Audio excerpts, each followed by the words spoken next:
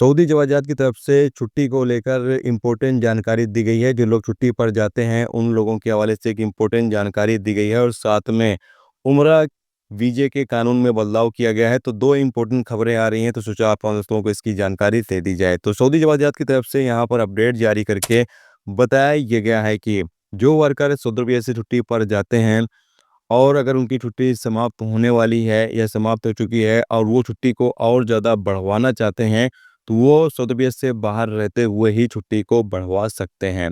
किस तरीके से? वो अपनी कंपनी या अपने कफ़ील से बातचीत करके और उनका कंपनी और उनका कफ़ील जो है अपने वर्कर का अफ़सर बिज़नेस बिज़नेस प्लेटफ़ॉर्म से अपने वर्कर का छुट्टी वो आसानी के साथ बढ़ा सकता है।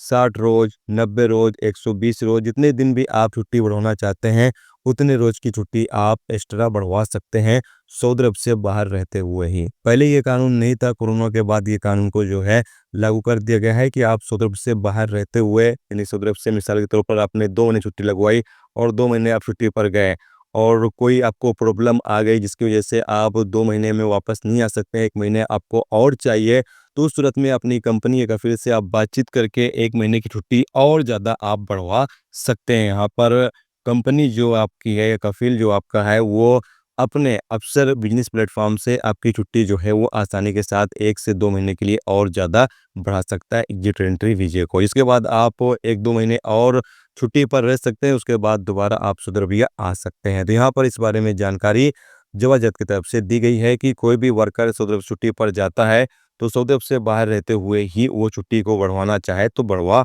सकता है। इसके अलावा अगली अपडेट ये है कि सऊदी हज और उम्रा मिनिस्ट्री की तरफ से अपडेट जारी करके यहाँ पर बताया ये गया है कि उम्रा की वीज़े के कानून में चेंज किया गया है, बदलाव किया गया है। जिसमें बताया ये गया है कि वीज़ा जारी होने के यानी उम्रा वीज़ा जारी होने के बाद उसकी वैलिडिटी जो है वो मात्र अब 30 दिन की रहेगी।